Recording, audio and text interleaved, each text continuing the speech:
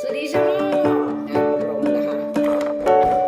ใช้เปิดหอยนางรมโดยเฉพาะท่านให้มันหอยนางร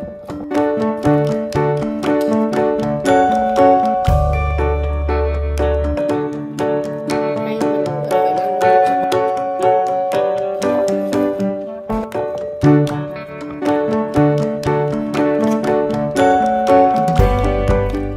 สวัสดีชาวโลกวันนี้เราจะมาแกะหอยนางรมกันนะคะเราก็มีค้อนแล้วก็มีตัวแกะหอยนางรมนะคะเดี๋ยวเรามาดูกันเราก็ต้องกระเทาะตรงก้นมันก่อนนะคะ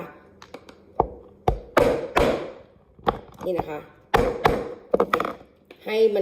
มันก็จะแยกออกจากกันนิดนึงแล้วเราก็ใช้มีดปลายแหลมอันนี้จะเป็นมันสำหรับแข็งสำหรับใช้เปิดหอยนางรมโดยเฉพาะนะคะนี่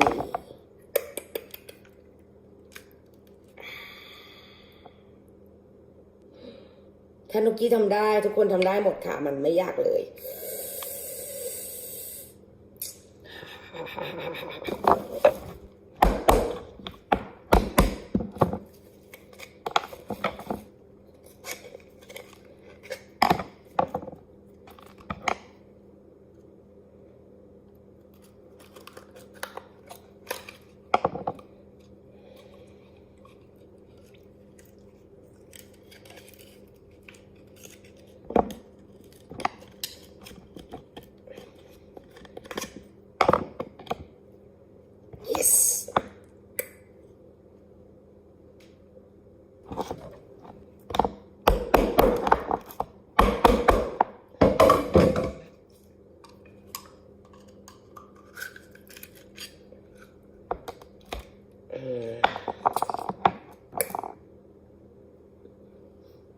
ไม่ยากเลยใช่ไหมเพื่อน